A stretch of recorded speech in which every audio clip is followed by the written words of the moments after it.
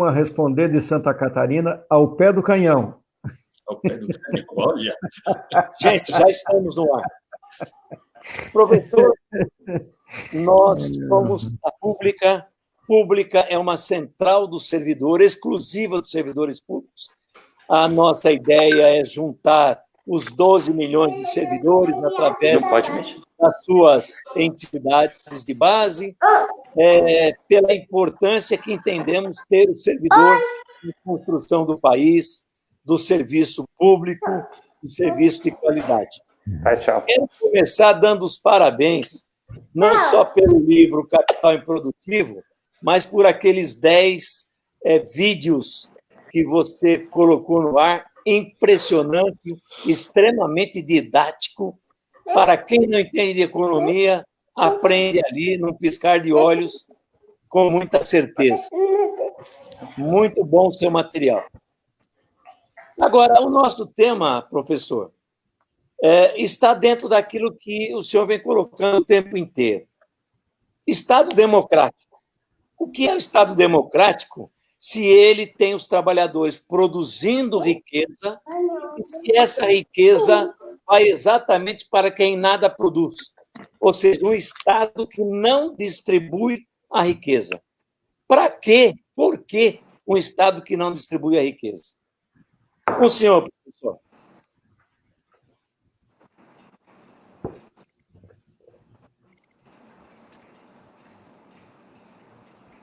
Professor, não estamos com som.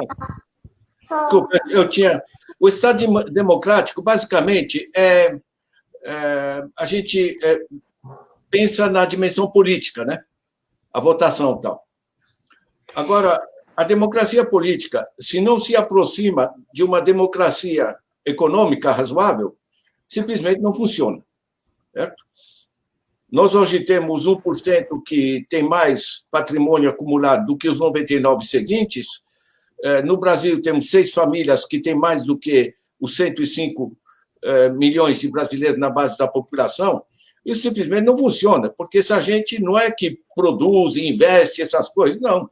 Eles fazem essencialmente especulação financeira, bancos, paraíso fiscal, eles chamam tudo de investimento, né? Eles se chamam de investidores, né? Não investem em nada, né? Quer dizer, você tem uma deformação radical. Deixa eu trazer a raiz do problema, que é o seguinte: a gente está acostumado a ver o capitalismo produtivo, ou seja, o cara, por exemplo, monta uma fábrica de sapato, que é o exemplo que eu uso. Para produzir sapato, ele tem que comprar máquinas, ele tem que montar uma fábrica, ele tem que gerar emprego, né? Ele vai produzir sapato que as pessoas podem usar, ele gerou empregos e ele está pagando imposto. A gente vai xingar porque está explorando os trabalhadores, tudo bem, vai ter greve, briga e tal, mas está produzindo alguma coisa. Ou seja, a fase de acumulação capitalista tradicional, em que o lucro se dá em cima de produção, né? Isso tinha um aspecto. O deslocamento profundo que você vê, e eu agora, saiu agora pelo SESC esse livro meu, né, o Capitalismo se Desloca, e eu já tinha trabalhado isso no Capital Improdutivo, no outro livro, né? Basicamente, o sistema mudou. Quer dizer, o lucro está com aplicações financeiras. O Thomas Piketty ficou famoso por ter demonstrado cabalmente uma coisa muito, muito simples.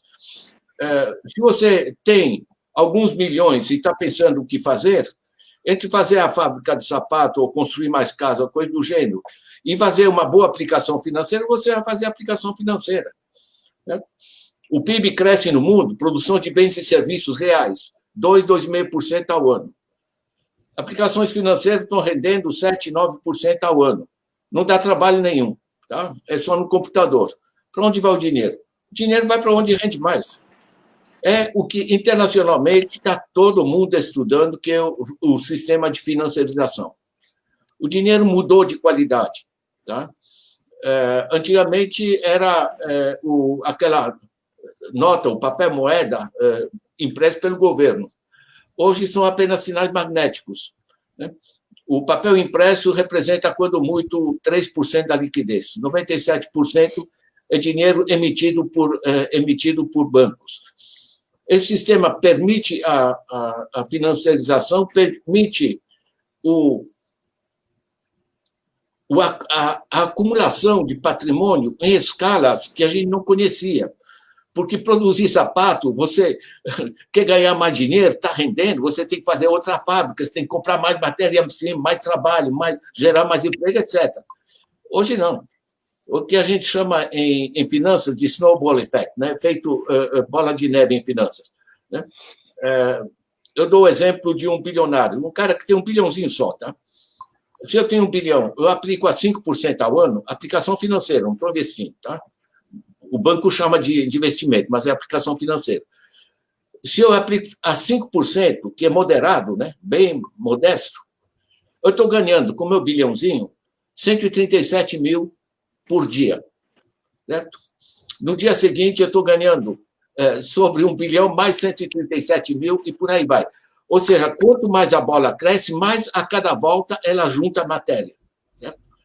Esse efeito bola de neve é que gerou, por exemplo, esses caras sorridentes. Aparecer na capa da Forbes, esses caras é a glória. Tá?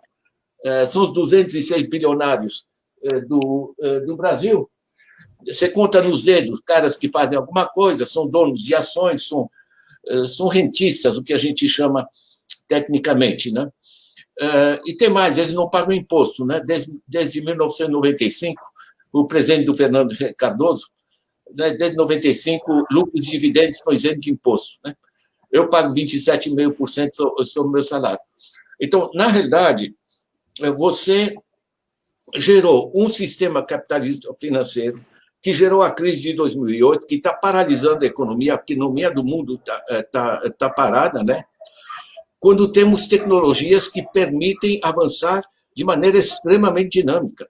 É só ver o que acontece na China, né? O que acontece na Finlândia, acontece em países onde o sistema financeiro é controlado e é orientado para a produção. Né? O capitalista produtivo, aquele que efetivamente produz alguma coisa, né? Ele não precisa de discurso ideológico ou de confiança, né? Que o Paulo Guedes vende para eles. Né? O que eles precisam é de gente com dinheiro para ter para quem vender. E precisam de crédito barato para poder financiar a produção. É isso que funciona em lugares tão diferentes como Coreia do Sul, politicamente diferentes, né? A China, o Canadá, a Alemanha, a Suécia, enfim, funciona. Né? Então, na realidade, a gente gerou uma perda do espaço democrático porque a economia se deslocou. A economia passou a ser controlada por sistemas financeiros globais e isso mudou completamente o processo. Né? Você tem, por exemplo, um livro como esse aqui, é o Skidelsky, tá? Mundialmente conhecido. Tá? O que há de errado com as ciências econômicas? Né? O que ele diz é o seguinte, tem que simplesmente inverter. Né? O negócio tal como está, não está funcionando. Eu peguei um artigo, um editorial do Financial Times, gente. Apareceu uma coisa no Financial Times já é importante. Agora, o editorial do Financial Times, eles escrevem, dia 4 de abril agora, reformas radicais, invertendo a direção política predominante das últimas 4 décadas, que é o neoliberalismo, precisarão ser colocadas na mesa. Os governos terão de aceitar um papel mais ativo na economia. Não era Estado mínimo? Né? Eles devem ver os serviços públicos como investimentos e não como obrigações. Não era gasto do Estado, em vez de investimento? Né? Ou seja, o mundo está mudando de rumo, porque muita gente, inclusive nas esferas da própria economia, dos grandes grupos econômicos, estão entendendo a que ponto se ferrou a economia e a que ponto a gente tem que construir outros caminhos. Né? Ou seja, o Estado democrático não existe se não tem um mínimo de democracia econômica.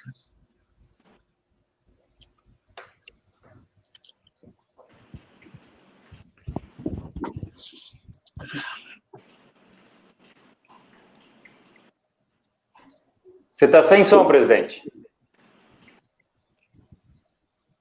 Presidente, você está sem som.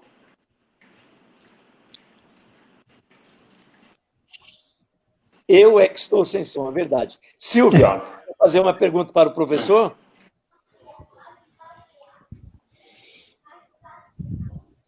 Silvia? Acho que também está sem. Hugo, você mesmo. Tá bom. Boa noite, professor. Boa noite. Professor, tem uma fala sua que me atrai muito, e por causa do tema atual, que é a taxação exatamente desses 200 caras que você acabou de mostrar, agora durante a pandemia. Porque não há saída sem a taxação das grandes fortunas, que é um tema nosso aqui da Central, que nós até fomos um pouco além da taxação dessas grandes fortunas. Essa revista que o senhor acabou de mostrar, ela reúne 200 pessoas, que não tem como um país dar certo onde 206 pessoas possuem o equivalente a 19% do que é produzido no país, 19% do que é produzido num ano no país. É impossível um país dar certo com isso e com milhões, dezenas de milhões de miseráveis. Então, a sua fala, eu queria saber mais detalhes do que você acha viável. Por exemplo, eles estão falando em taxar o servidor público, que é taxar mesmo, de apropriar em 25% o salário do servidor público. Se nós tomássemos 25% desses 200 aí, nós teríamos 400 bilhões para nós enfrentarmos a pandemia, que é 8 vezes o que o governo já gastou, o que o governo federal gastou. Então, eu queria mais detalhes. Você falou isso no encontro, acho que com o pessoal do sindicato dos bancários, se não me falha a memória. E qual a sua visão da taxação das grandes fortunas? Porque a pública, além de pedir a taxação das grandes fortunas, nós temos um empréstimo compulsório. Nós temos um projeto de empréstimo compulsório que é de tomar mesmo desses 200, dos bilionários, e depois pagar com o próprio imposto. Com o próprio imposto que ele depois de ser aprovado o imposto sobre a grande fortuna, e abatendo dele no decorrer dos anos. Então, eu queria saber do seu posicionamento sobre essa taxação e sobre a importância da taxação agora, durante a pandemia, porque nós não estamos com a curva descendente, ainda estamos na ascendente. Olha, tem o lado de onde a gente tem que tirar o dinheiro e tem o lado para onde tem que ir o dinheiro, né? Deixa eu pegar para essa segunda parte, que é o seguinte: quando o dinheiro vai para a base da sociedade, ele se transforma em demanda. Paulo Guedes disse que se o dinheiro vai para a base da sociedade, o pessoal consome e acabou. Isso é de um primitivismo que eu acho ele entende o suficiente para saber. Basicamente, quando as pessoas consomem, elas pagam alguma coisa para as empresas que produzem. Portanto, as empresas passam a ter mais dinheiro, passam a ter para quem vender, que é o elemento fundamental. Eu queria lembrar que no Brasil nós estamos trabalhando ordem de grandeza com 70% da capacidade. Por quê? Porque não tem para quem vender, certo? Então, quando você passa dinheiro para a base da sociedade, você gerou demanda. Com a demanda, você dinamiza a atividade empresarial e você reduz o desemprego. Isso é conhecido em inúmeros exemplos, tá?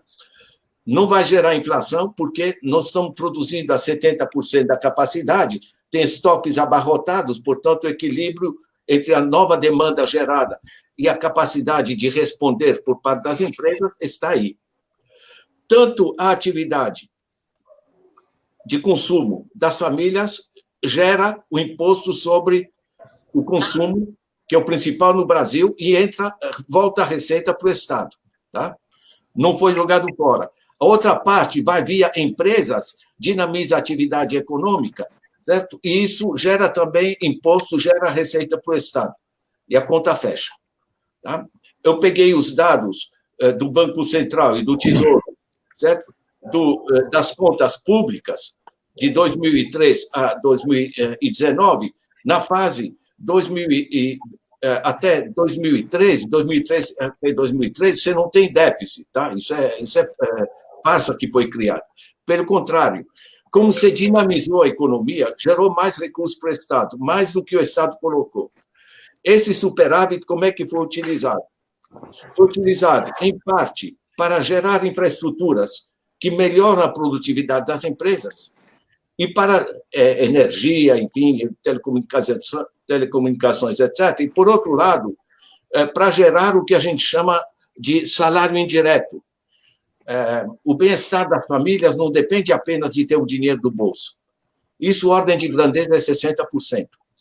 Os outros 40% é a família ter acesso à saúde, à educação, à segurança, etc. Você não compra o teu hospital, você não compra a tua escola. Você tem que ter acesso. É o que a gente chama de consumo coletivo. Nos países que funcionam, esse consumo coletivo, o hospital, a segurança, a universidade, a creche, etc., tudo isso é gratuito porque sai muito mais barato e é fornecido pelo Estado, certo? Serviços públicos gratuitos de acesso universal. Certo? Isso é o que funciona. E funciona quando você orienta o dinheiro para a base da sociedade, porque na base da sociedade se transfere em consumo, esse consumo é demanda para as empresas, isso melhora o emprego, melhora as contas do Estado. Esse é o ciclo que funciona. A economia não é mais complicada que isso. Esse negócio funciona em sistemas politicamente tão diferentes como Coreia do Sul, China, Taiwan, Canadá, Suécia, Alemanha, por aí vai. Certo?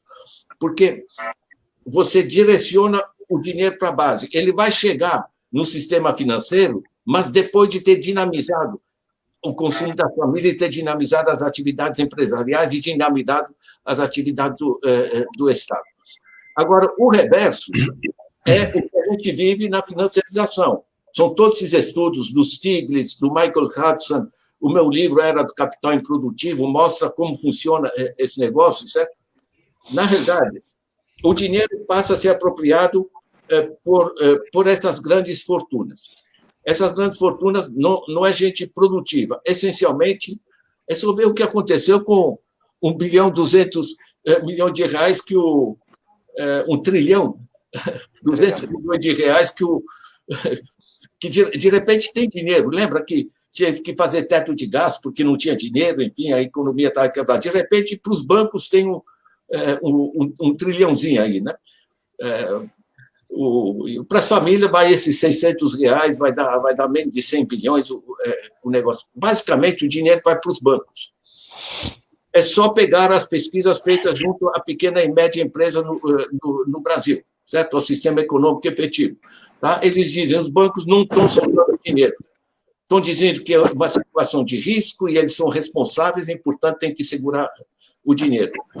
O dinheiro fica empossado ali, empossado com C cedilha, certo? Palavra do próprio Guedes.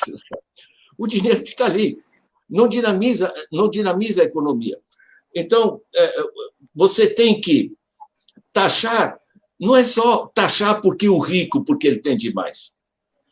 É porque quando o rico, e a gente tem o exemplo no New Deal do Roosevelt, nos Estados Unidos, ou do estado de bem-estar na Europa, certo? Quando você pega essas fortunas e você coloca um imposto razoável em cima, o cara está vendo que a fortuna dele está diminuindo, certo? Ele diz, deixa eu fazer alguma coisa de útil.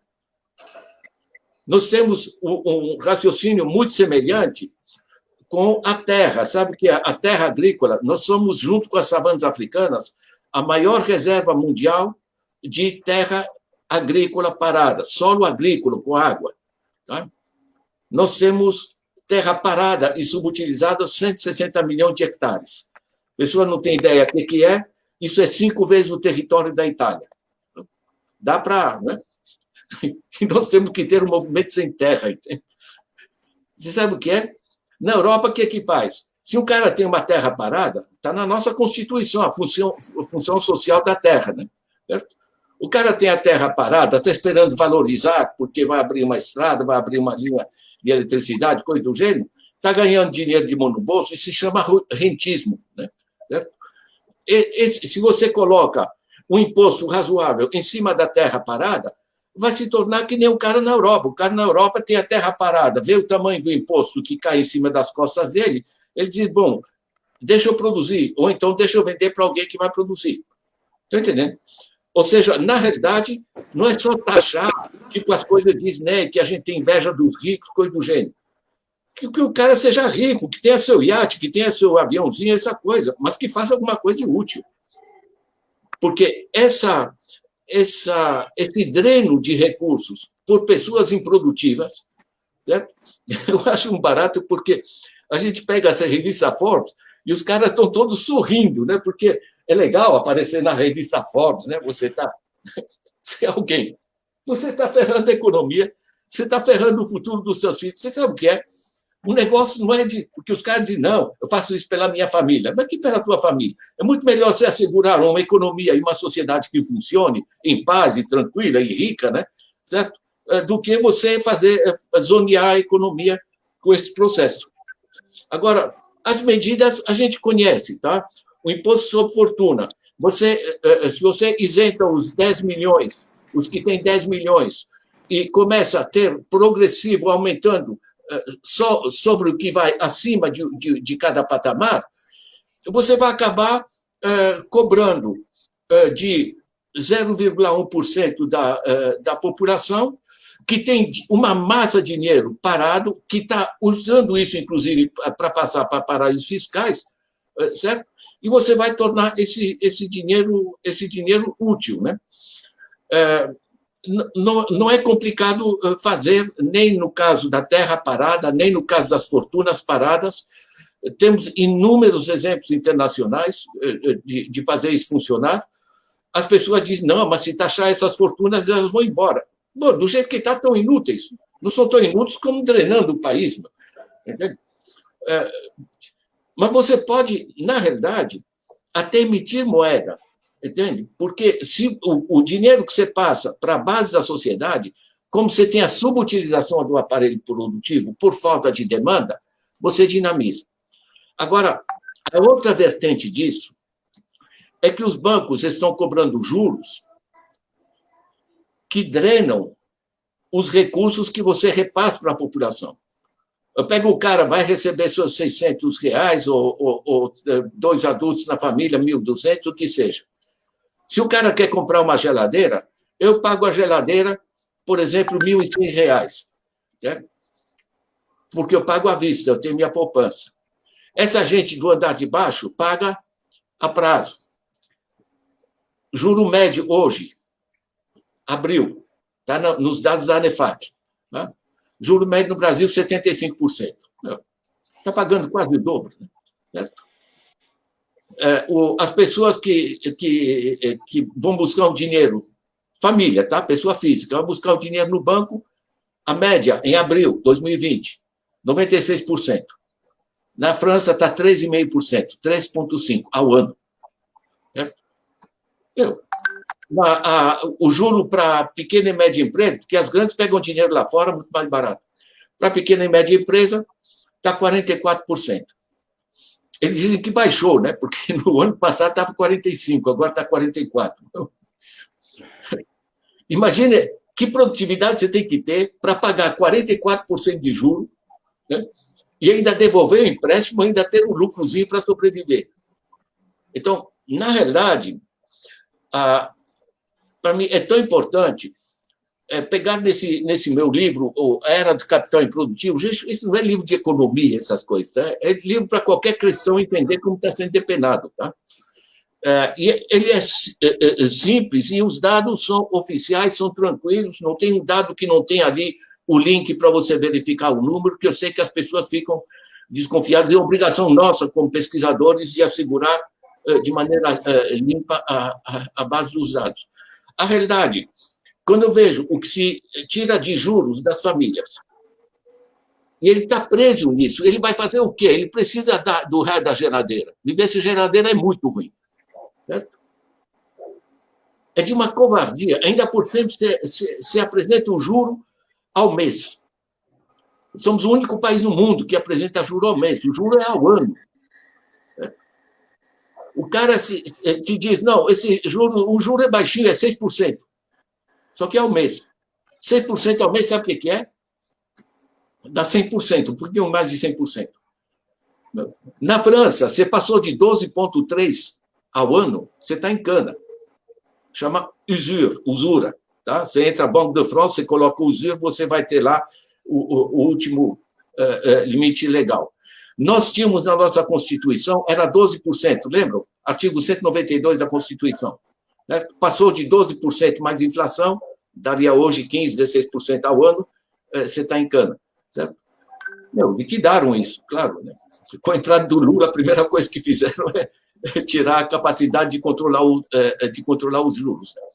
Então, na realidade, a gente é obrigado a entender o processo de financiarização, porque a frágil compreensão por parte das pessoas, imagina que o cara vai lá comprar a sua geladeira, apresentam para ele um juro de 6%, a capacidade dele de calcular mentalmente quanto dá o juro composto de 6% ao mês. Certo?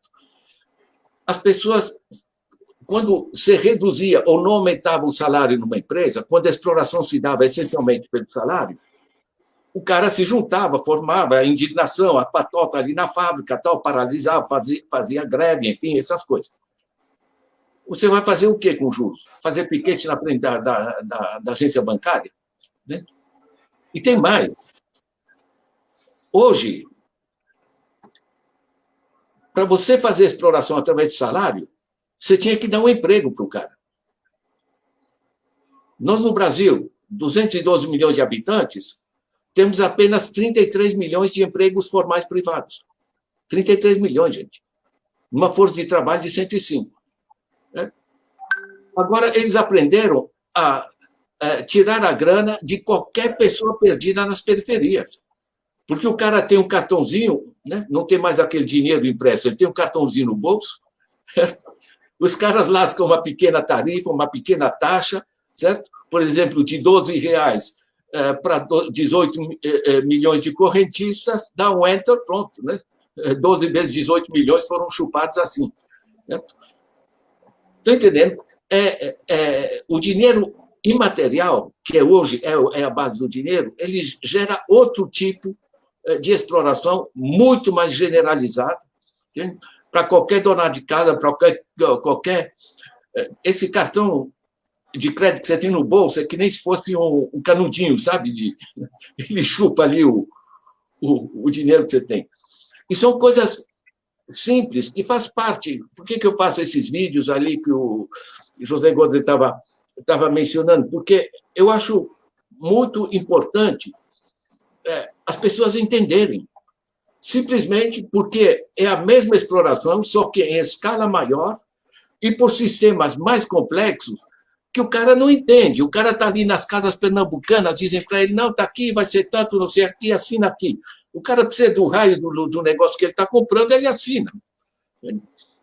E parece que né? Sabe que os banqueiros têm uma expressão muito gostosa. Eles dizem, o pobre tem palavra, o rico tem advogado. Né? A inadimplência dos pobres é muito pequena. Os caras se ferram, mas pagam. Certo? Olha, isso é de uma covardia. Ainda por cima, você enganar o pessoal passando o juro ao mês. Eu recebo economistas internacionais, enfim, hoje não recebo mais, mando por e-mail para eles. Né? Mas eu mostro para eles as taxas de juros que cobram, os caras não acreditam.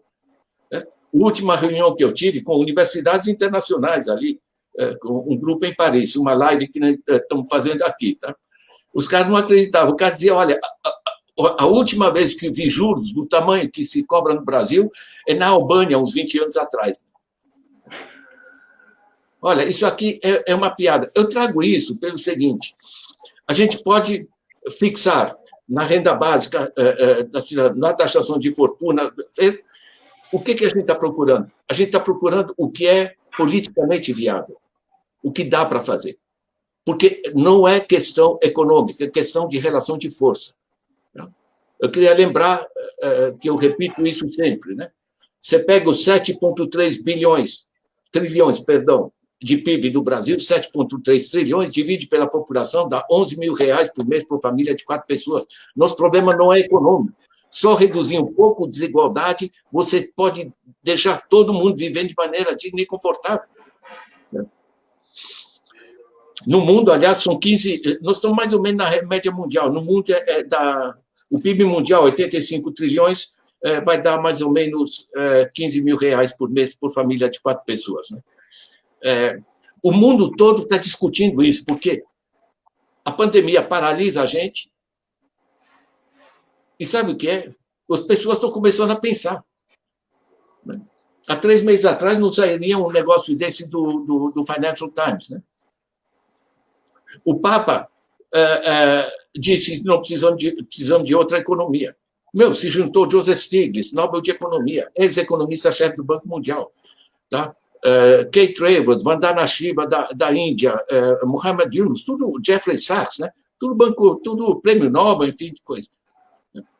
Ou seja, a tomada de consciência está sendo planetária. De certa maneira, o lado positivo do vírus é o seguinte, é uma pacada de um tamanho tal que paralisa a economia mundial, que o pessoal está dizendo, sabe o que é?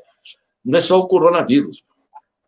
Não está funcionando em termos ambientais, não está funcionando em termos sociais, não está funcionando em termos de organização financeira. Eu pus no meu blog, vocês podem pegar 40 minutos de gravação agora em Davos, né, no início do ano. Top de linha, tá? Ministro de Finanças da França, a direção da OCDE, enfim, discutindo. Discutindo o quê? Uma coisa básica. O dinheiro é imaterial, gira no planeta, na velocidade da luz. Chama High Frequency Trading. Né?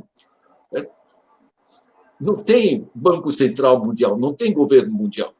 Temos 193 bancos centrais, cada um tentando segurar um pouco o seu dinheiro. Né? Quando deu a crise de 2008, certo? O Obama, que era contra os bancos, ia mostrar que ia fazer, primeira coisa, baixou a cabeça, largou trilhões de dólares para os bancos, dos impostos transferidos para os bancos. O que a gente faz no Brasil? Está pegando dinheiro dos impostos, passando para os bancos, está fazendo a mesma coisa. A Europa, o que fez? Fez a mesma coisa. Banco Central Europeu, o BCE, tá? Chama Quantitative Easing. As expressões do sistema financeiro são lindas, né? Um facilitador financeiro. Né? Haja facilitação, né? Facilidades nos nossos pedaços. Né? Na realidade, o que eu trago, certo? Eu organizei sistemas de planejamento, sistemas financeiros em diversos países. Eu sou hoje aposentado pela ONU. Eu fiz esse trabalho, inclusive, como consultor do secretário-geral da ONU, né? para países em crise. E a coisa é simples, você faz a conta, sabe? É a mesma coisa, você está na tua família, você sabe quanto dinheiro entrou, em que você está gastando, você sabe se sobrou ou faltou no fim do mês, você separa o que você gasta com juros, certo? Você tem a conta. Essa conta pública, eu apresento aí no documento, está no meu blog aí, Contas Públicas, Entenda, Faça. É diferente o Estado, porque o Estado pode imprimir dinheiro, pode mandar dinheiro para a base, pode fazer uma renda básica universal, que vai funcionar, essas coisas. Aliás, é uma grande saída a renda básica universal, tá? Porque é dinheiro que vai para a base e tem efeitos multiplicadores. Né? Nós temos o dinheiro para isso e os argumentos contra são essencialmente políticos. Então, todo mundo vai receber? Não, todo mundo não, só todos os adultos. Mas também os ricos vão receber? Deixa os ricos receber. Você sabe o que é? Todos os caras que não deveriam receber a renda porque têm dinheiro suficiente fazem declaração de imposto de renda. Não é? Sabe o que você faz? Você distribui esse dinheiro para todo mundo, os R$500 por mês por adulto, e todos os caras que fazem declaração de imposto de renda, depois de 12 meses, você deduz isso do imposto de renda dele, certo? Devolver o processo. É tão simples assim. Então, o dinheiro vai para quem basicamente precisa, certo? E sabe o que é? Algumas coisas não podem faltar a ninguém, meu. De certa maneira, a gente está saindo da balbúrdia, que é a escola de Chicago, o neoliberalismo, né? Todas essas coisas, e dizendo o seguinte, gente, a economia tem que funcionar para as famílias, sem destruir o meio ambiente. Tá? Como é que organiza isso? E, a partir daí, você tem inúmeros trabalhos. Peguem o trabalho da Mariana Mazzucato, que vocês devem conhecer, O Estado Empreendedor. Livros que estão sistematizando os novos caminhos, estão no meu blog, tá? Você pega no dobor.org, pega em dicas de leitura. Eu não faço resenhas comerciais, tal livro é maravilhoso. Eu pego ideias-chave. Thomas Piketty, Jeffrey Sachs, Stiglitz, Kate Raworth, Mariana Mazzucato, enfim, as pessoas que estão trazendo as ideias. Olha, está se formando uma visão no mundo, tá? Que está deslocando radicalmente. Eu volto a isso, tá? Quando você tem o Financial Times, o editorial Financial Times, dizem reformas radicais invertendo a direção política predominante das últimas 4 décadas, precisam ser colocados sobre a mesa.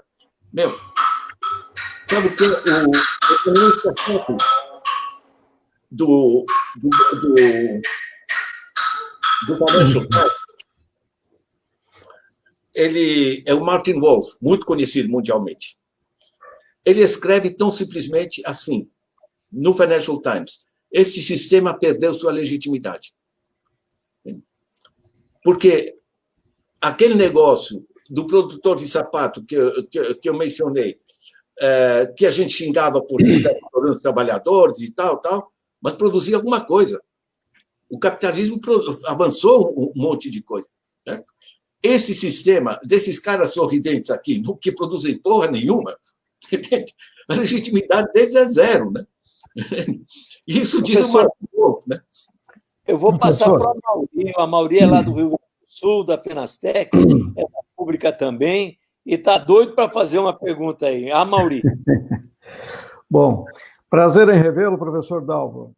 Apesar das circunstâncias, né, de termos que falar à distância, né, como... Bom, professor, o senhor está falando da necessidade de uma nova economia em escala global, né? É isso que nós estamos, que o senhor vem discutindo aí. Essa nova economia em escala global, e aí o senhor é um dos participantes do diálogo da nova economia, do Francisco e Clara, né? E essa nova economia determina que se façam investimentos produtivos, aqueles ligados à vida, né, propriamente. Eu queria que o senhor explorasse um pouco o seguinte: como é que é possível aproximar a política fiscal da política monetária brasileira, permitindo que, na linguagem direta, como o senhor gosta de explicar, o Tesouro Nacional possa emitir um título público de dívida, o Banco Central possa comprar esse título e a gente possa investir na economia ou fazer uma escolha de qual investimento público deve ser feito. Qual é o significado disso para a vida brasileira e como nós podemos dar sentido a isso, violando a regra que o Guedes está colocando, que é de criar dinheiro, porque ele está criando dinheiro de alguma maneira, né? Só que ele está entregando para os bancos e isso não entra na vida real. Então, eu queria que o senhor especulasse um pouco, trabalhasse um pouco esse ideário aí. Mauri, o básico é o seguinte: o dinheiro são sinais magnéticos, tá? Não é ouro que tem uma quantidade limitada. São acordos, né? O cara que é bilionário, o bilhão dele é apenas um número escrito no computador num banco determinado, ou em vários bancos, ponto. Quer dizer, o problema não é ter dinheiro. O problema é o que fazer com o dinheiro. Deixa eu pegar um exemplo, tá? Eu organizei sistema de planejamento, por exemplo. Eu organizava num país determinado uma hierarquização de quais são os projetos no país que mais geram efeito multiplicador. Tá? Então, por exemplo, se eu pego uma cidade capital em particular, que tem problemas dramáticos com doenças, com saneamento básico, $1 ou R$1 que eu invisto em saneamento básico são R$4 que eu deixo de gastar com doenças, certo? Ou seja, eu posso inventar esse dinheiro, dizer que eu vou pagar mais tarde, eu posso emitir moeda, fazer, por exemplo, como fazem em Maricá, em outros municípios, posso inventar moeda eletrônica ou imprimir, por exemplo, aqui eu tenho várias moedas que os bancos comunitários me passam, né? Certo? Pouco importa. Importa o seguinte: você gerou atividade, certo? Essa atividade, ela reduziu e liberou dinheiro que você ia gastar com saúde e que agora está liberado porque você tem menos gente doente, certo? E isso cobre qualquer coisa que você emitiu, né? Então, na realidade, o essencial é que você use de maneira produtiva o dinheiro. Como é que a Alemanha trabalha isso? O alemão não coloca as suas poupanças o cidadão alemão, né? Não coloca suas poupanças em banco. Coloca essencialmente em caixas de poupança municipais, certo? Chama Sparkassen. Veja bem, pega uma cidadezinha alemã. Todas as poupanças, em vez de serem depositadas no banco, que vai mandar para Frankfurt, que vai mandar através do Deutsche Bank para sistemas especulativos internacionais, esse dinheiro fica na cidade. Ele é transformado em projetos produtivos locais. Tem mais.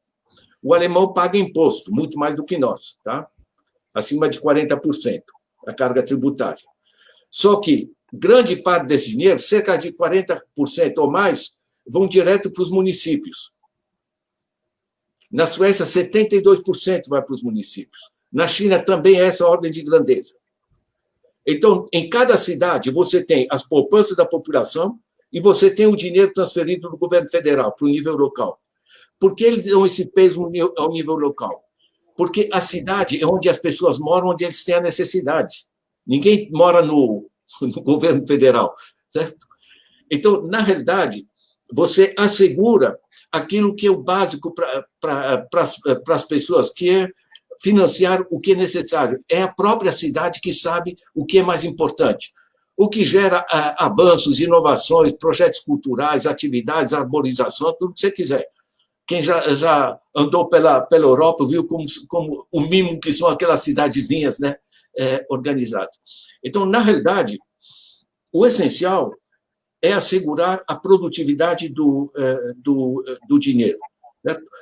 A fonte dele, se a gente emite, se reduz o compulsório, se usa parte das reservas cambiais que nós temos, se faz um ITR decente, não essa ficção que é o Imposto Territorial Rural, isso aí pouco importa. O essencial é você transmitir esse dinheiro para a base da sociedade, porque na base da sociedade ele se torna útil. Ele se torna útil através de um fluxo. O Eduardo Moreira ele faz o mesmo raciocínio com o Estado. O pessoal diz, não, o Estado gasta, o dinheiro some. Mas que Estado gasta? O Estado, quando gasta, está passando para alguém. Está comprando coisas com serviços privados, o diabo. Quer dizer, esse negócio tão curioso das pessoas não entenderem o dinheiro como ciclo, né, é que torna difícil. E, ao mesmo tempo, é a razão do porquê meus livros circulam, ou de outras pessoas que fazem essa explicitação.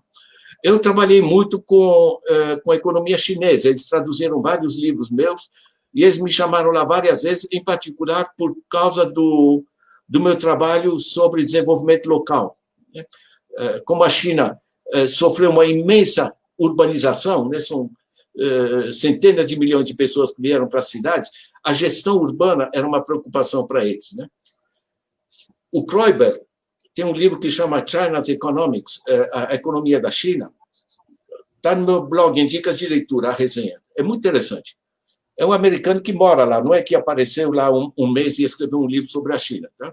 E ele mostra como o sistema chinês é mais descentralizado ainda que a Suécia. A China tem um sistema bancário em que eles têm 3 BNDES, né? Um para indústria e comércio, né? Para investimentos pesados, tá? Do Estado. Um para infraestruturas e um para o sistema agrícola, né? Para o sistema rural. E tem um sistema muito forte que é um escritório de controle de finanças, certo? Para evitar a especulação. O dinheiro é canalizado para atividades produtivas. A partir daí, ele gera progresso. Tem uma outra dimensão que aparece menos, porque não é dinheiro, e é conhecimento, e é tecnologia. Na China, o cara que desenvolve um novo conhecimento, tem uma ideia, ele não sai da universidade, patenteia e faz uma empresinha particular dele. Ele recebe um bônus pela invenção dele, e esse conhecimento é imediatamente repassado para todas as universidades, para todo o centro de pesquisa do país. Ele chama isso de CORE, China Open Resources for Education, recursos educacionais abertos. Certo? Então, isso permite que todo mundo, todas as instituições da China, trabalhem na crista da onda. Ninguém está reinventando a roda, né? De certa maneira, nós temos recursos tecnológicos, nós temos o dinheiro, certo? O nosso problema é de um bando de pilantras que se apropria desse dinheiro, contratam outro pilantra para dizer que isso é bom e que isso vai resgatar a economia.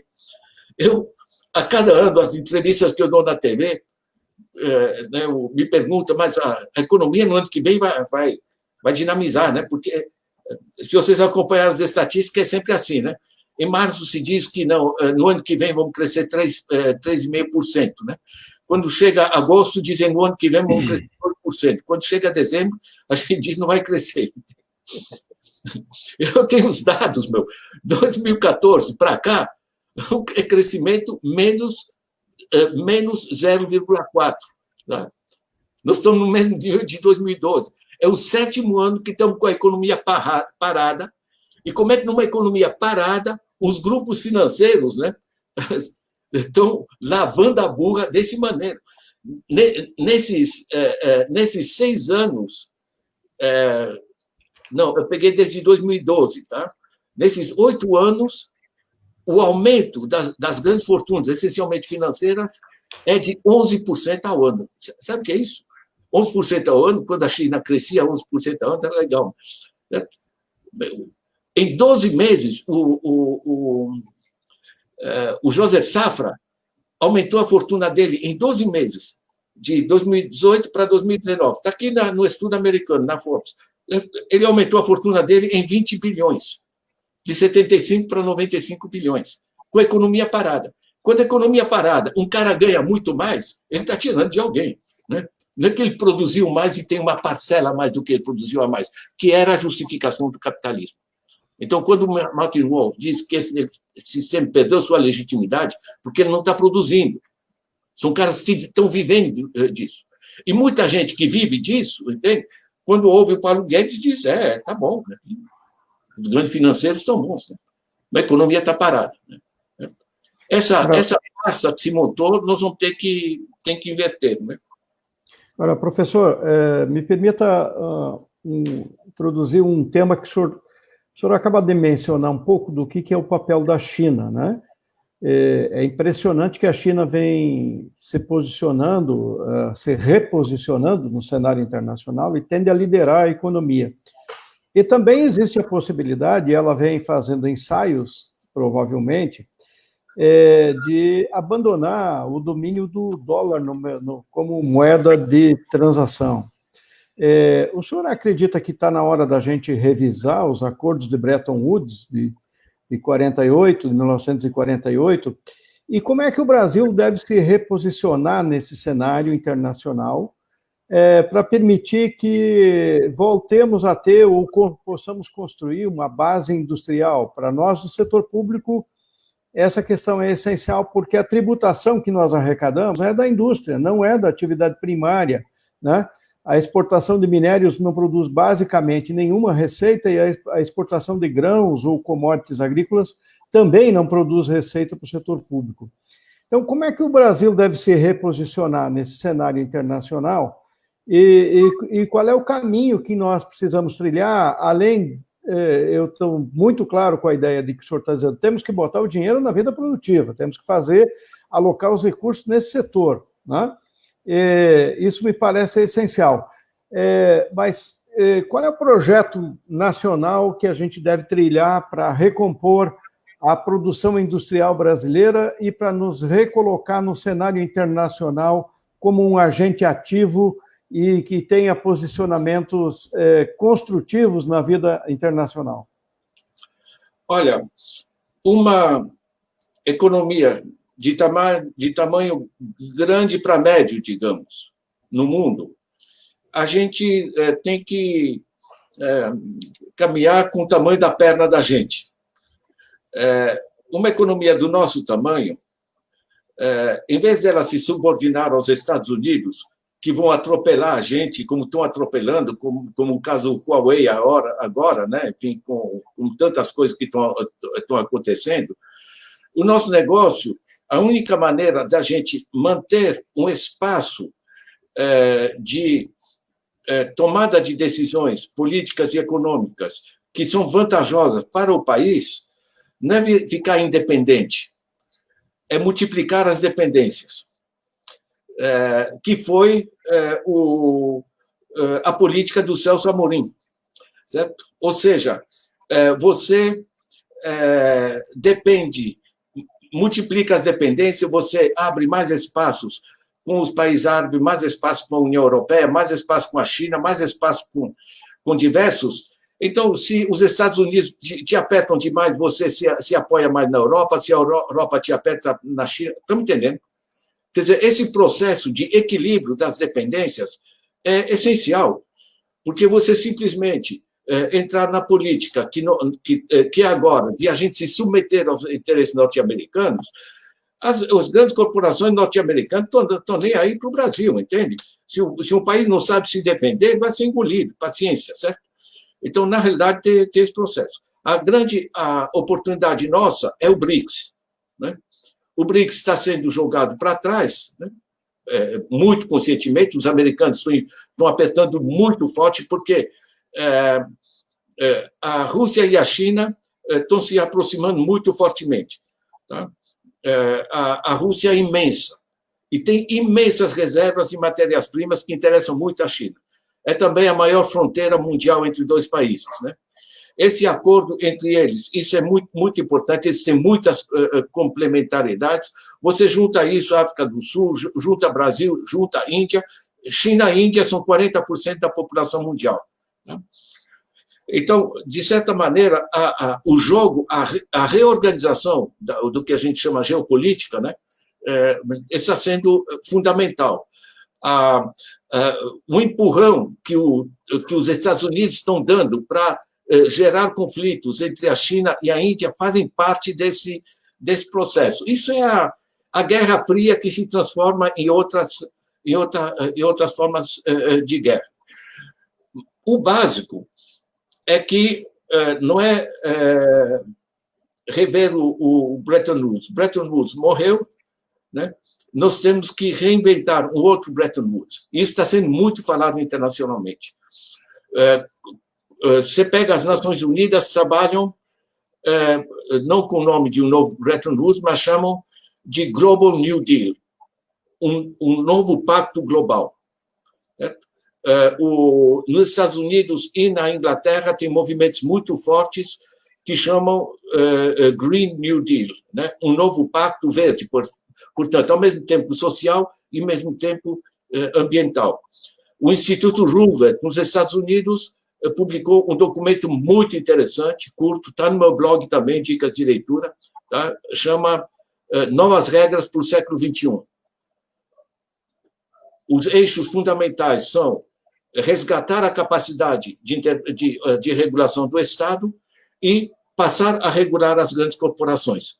porque o sistema se desajustou em termos planetários, né? É importante entender que as empresas têm como palco o espaço global e os estados mandam no espaço nacional. Isso se desajusta, né? Você não consegue controlar os processos, né? Então, ninguém sabe o que vem pela frente. De certa maneira, eu vou dizer, o lado positivo do coronavírus é que está levando um monte de gente a pensar. Está na mesa, sim, sair do dólar como a moeda planetária, porque isso permitiu aos Estados Unidos uma sobrevida absolutamente absurda, porque eles podem emitir a moeda à vontade, sem gerar inflação, comprar matéria-prima, comprar petróleo, comprar o diabo no resto do mundo, simplesmente emitindo moeda, não vai gerar inflação para eles, porque a moeda é utilizada como reserva nos diversos países, né? É uma geopolítica e uma geoeconomia que deixou de ser funcional, né?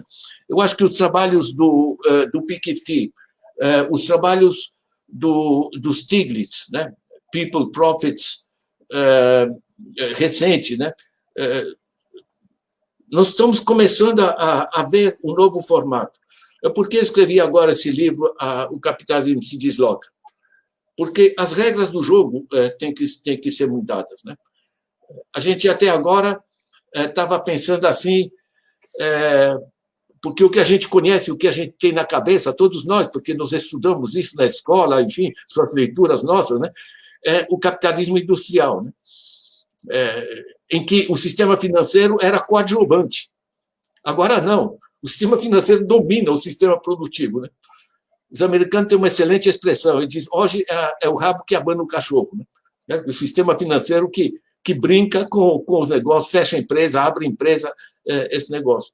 Então, na realidade, é um deslocamento profundo da cidade. Em vez de a gente acrescentar adjetivos ao capitalismo industrial, não, é um capitalismo que agora é global, que é financeiro, que é dominante ou dependente, isso, aquilo. A gente, em vez de olhar como está se deformando o passado, nós temos que pensar que novo sistema está se formando. Eu estou persuadido, tá? E eu não trago isso de maneira irresponsável, que nós estamos indo para outro modo de produção. É tão profunda a mudança hoje do sistema industrial para o sistema baseado em sistema de conhecimento, como foi profunda a transformação da era agrária para a era industrial. O meu amigo Ignacio Sachs, que participa, aliás, do meu outro livro, né? Ele diz o século XX, o poder era de quem tinha as máquinas, né? O século XXI, o poder é de quem tem a informação, né?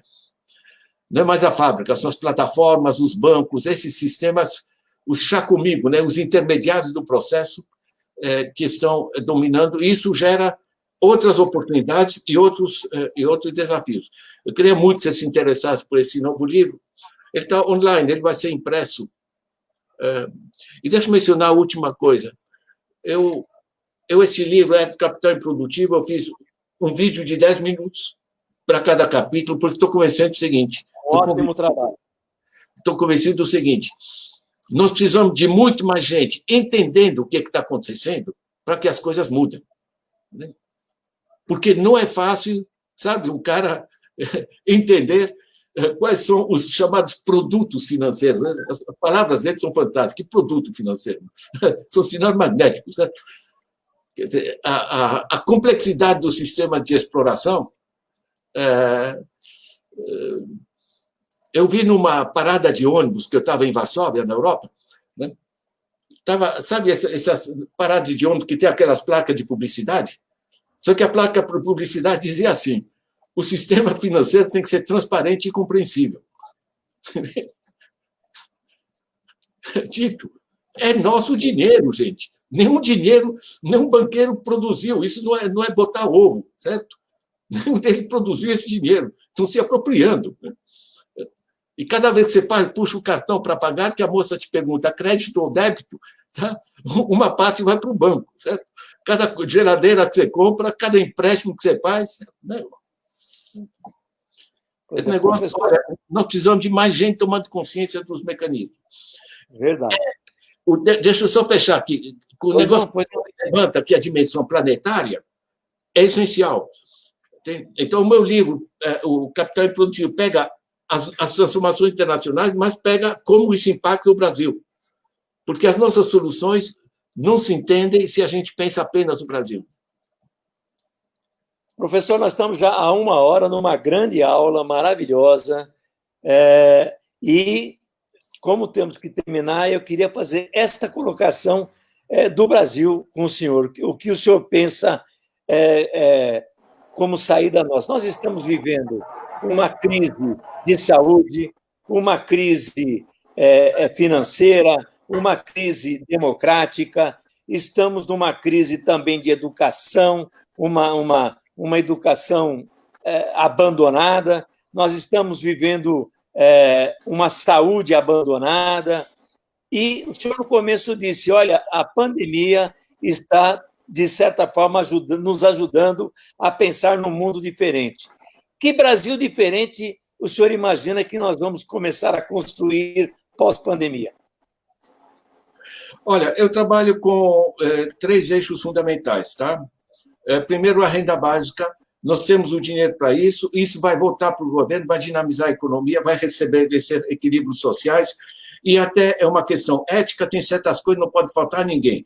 Não pode uma mãe não ter a grana para pagar um medicamento do seu filho. Isso não é questão de esquerda e direita, né? Aliás, a direita adora essa divisão esquerda-direita. Né? O professor Azdal disse, não, aquilo é de esquerda. Então, é tudo digno, né? Tem gente com opiniões de direita, gente de opinião de esquerda, né? Então, tudo bem. Então, os caras estão metendo a mão no dinheiro público, eles têm opiniões. Eles têm a grana, eu tenho opiniões, né? Eu tenho pouca grana. Então, esse negócio tem que ser repensado, né? Agora, o essencial é pensar também no emprego, tá?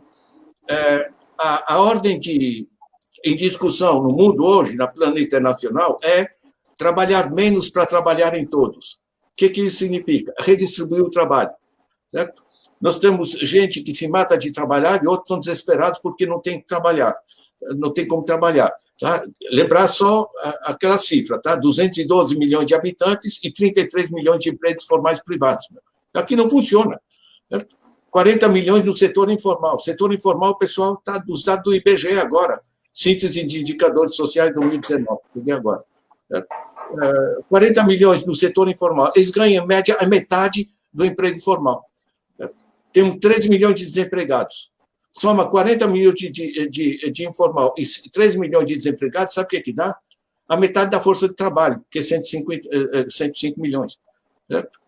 Então, na realidade, você redistribuir o trabalho é um negócio...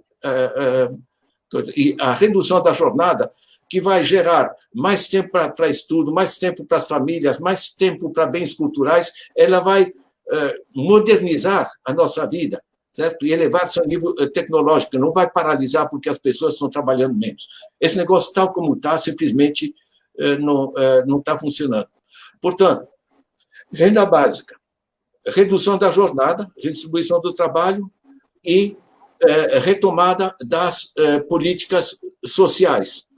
Educação, saúde, segurança, lazer, todas essas coisas, saneamento básico, todos esses processos que são de uso universal para toda a população, gratuito, certo?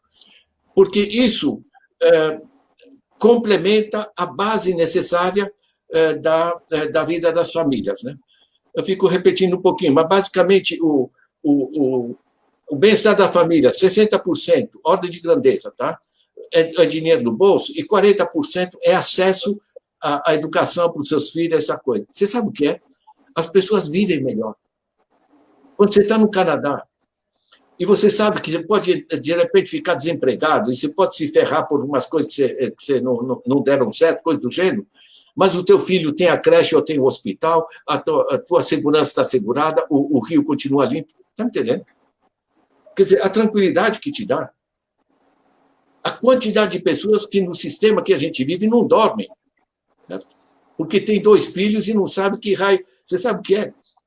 Eu me ferrar, eu pouco me incomodo, entende? Já me ferrei muito na vida. Agora, eu vejo que o sistema que os caras estão fazendo ferra meus filhos, Isso não me deixa dormir, meu. Isso aqui não é questão de economia. Não há leis econômicas, isso aqui não é física. São regras do jogo. Porque a Finlândia paga, por exemplo, os professores no mesmo nível que paga engenheiro ou paga advogado, professor de escola primária. Tem alguma regra que diga isso? E por que no Brasil o professor de escola primária ganha o que ganha? É poder, gente, é regras do jogo. E regras do jogo se transformam através de pactos sociais. Isso é política. Tá? Por que eles querem tirar a política da escola? Porque não querem que as pessoas pensem. Agora, eu, modestamente, com o meu blog aqui, e tanta gente que está fazendo esse trabalho, você sabe que hoje a gente está muito isolado, nunca tivemos tão conectados. Verdade. Temos o mundo trabalhando com todo mundo. Eu tenho uma aula inaugural de um curso universitário aqui, estava online 3.000 pessoas, tanto do Brasil, de diversas regiões, como do exterior. A Rede Emancipa que está organizando isso. Nós temos como nos articular, gerar um sistema colaborativo, gratuito, interativo de construção do conhecimento. E é vital. Essa iniciativa que vocês fazem, de fazer uma live como essa, de fazer essas coisas, é o que a gente tem que fazer hoje. Perfeito. E é aquilo que nós, como pública, lutamos bastante. O Estado só é importante como um Estado do bem-estar social. É exatamente a conclusão que o senhor chega, professor. É isso? Exatamente. Professor, muito obrigado por essa grande aula. Agradeço em nome da Pública, em nome de todos os diretores da Pública, em nome de todos os servidores públicos. Somos 12 milhões no país, entre estadual, federal e municipal. Portanto, temos que caminhar num trabalho desse. E agradecer também em nome de cada cidadão brasileiro, porque o senhor traz uma informação importantíssima para cada cidadão brasileiro. Muito obrigado, professor. José, deixa eu dizer o seguinte. Quando o Estado faz coisas úteis, o Estado também é professor, é enfermeiro, é médico, é policial, faz tantas coisas. Sabe o que é? O funcionário público tem uma puta dignidade da sua função. Entende? Ele está prestando, está ajudando a sociedade. Você ferrar com funcionário público não é só ferrar o salário dele ou coisa do gênero. É você dizer que vocês são os bandos de inúteis, quando o bando de inútil está enchendo os bolsos, certo? Xingando o Estado. Quer dizer, esse resgate da dignidade da função pública, olha, não é só aqui, tá, que está começando essa batalha. Eu acompanhei isso na França, acompanhei isso em diversos lugares. Sabe? Tem uma dignidade. O cara está prestando uma função pública, sabe? É um negócio respeitável para cacete. Desculpe o linguajar de economia heterodoxa, mas às vezes... O senhor terminou com chave de ouro, professor. Muito bom, professor. Grande abraço. Boa noite. Até a próxima. Obrigado, professor. Quero dizer que a Pública está à disposição. Nós estamos divulgando bastante os seus livros e vamos continuar, porque é muito importante aquilo que o senhor tem a dizer. Muito obrigado mais uma vez. Abração, gente. Valeu. Obrigado e boa noite.